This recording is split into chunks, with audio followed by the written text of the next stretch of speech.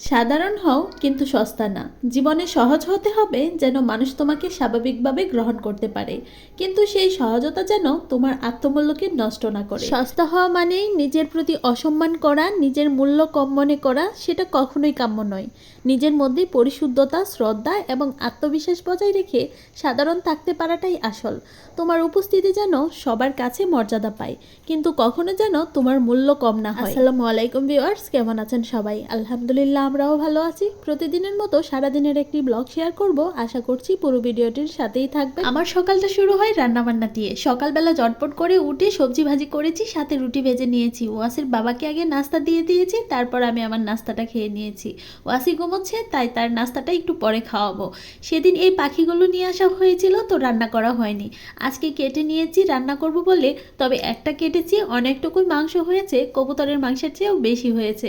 যাই হোক, অন্য আরেকটা রেখে দিয়েছি ওয়াসিকে খাওয়াবো বলে। মাংসের সাথে ছোট টুকরো করে একটা আলু দিয়েছি, সাথে পেঁয়াজ কুচি, রসুনের কোয়া আর হচ্ছে 4টা কাঁচামরিচ দিয়েছি। তারপর 1 চামচ পেঁয়াজ বাটা, 1/2 চামচ রসুন বাটা, 1/2 চামচ আদা বাটা দিয়ে গুঁড়ো মশলা যা যা লাগে সবকিছু দিয়ে দিয়েছি।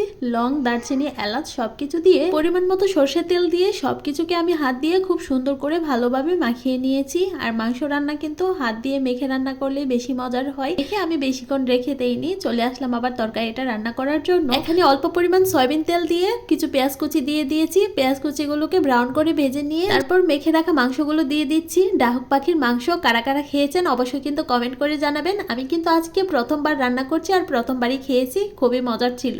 তবে কবুতরের মাংসের চেয়ে এই মাংসটা আমার কাছে খেতে একটু বেশি ভালো লেগেছে। মাংসগুলোকে খুব সুন্দর করে মিক্সড করে 5 মিনিটের মতো লো আঁচে রান্না করে নিয়েছিলাম। 5 মিনিট পর ঢাকনা খুলে আবারও আমি সুন্দর করে মিক্সড করে দিচ্ছি। যখন ভালোভাবে সবকিছু কষানো হয়ে যাবে তখন এর মধ্যে ঝোলের পানিটাও দিয়ে নিয়েছি। ঝোলের পানিটা দিয়ে আমি রান্না করে নিয়েছিলাম তরকারি হওয়ার আগ পর্যন্ত। আজকে আর তেমন কিছু রান্না করিনি, সকালবেলা সবজি বাজি অল্প আছে, দুপুরে খাওয়ার সময় ডিম ভেজে নেব। রান্নাটাও অনেক তাড়াতাড়ি শেষ হয়ে গেছে, তাই ভাবলাম গাছগুলোর একটু যত্ন নেওয়া যাক। এদিকে কিন্তু আমার মানি প্ল্যান্টের সদস্য সংখ্যা কিন্তু আস্তে আস্তে বেড়েই চলছে। আমার কাছে মনে হয় পানিতে রাখার চেয়ে মাটিতে লাগালেই মানি প্ল্যান্ট গুলো অনেক তাড়াতাড়ি বড় হয়। আর এই গাছগুলো যখন ঝোপের মতো হয়ে থাকে না, তখন আমার কাছে খুব ভালো লাগে, তাই আমিও একটু ঘুরিয়ে ঘুরিয়ে লাগিয়ে দিচ্ছিলাম যাতে সবকিছু একসাথে ঝোপের মতো হয়।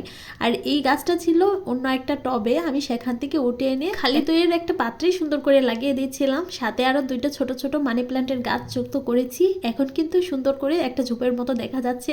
আর অল্প একটু পানি স্প্রে করে পাতাগুলো একটু পরিষ্কার করে দিচ্ছিলাম। আর দেখেন তো খুব সুন্দর লাগে। সন্ধ্যাবেলায় আমরা মুড়ি মাখা খাবো, আর ওয়াসির জন্য ডিম সেদ্ধ আর কলা দিয়েছিলাম, সেও কিন্তু আমাদের সাথে মুড়ি মাখা খাচ্ছে। সন্ধ্যাবেলা হলেই না মুড়ি মাখা খেতে খুব ইচ্ছে করে, আর শীতের সময় মুড়িটা কিন্তু একটু বেশি ভালো লাগে। মুড়ি মাখা হয়ে গেছে, আমরা খেয়ে নিচ্ছিলাম। ভিডিওটি এখানেই শেষ করছি। কেমন হয়েছে কমেন্ট করে জানাবেন।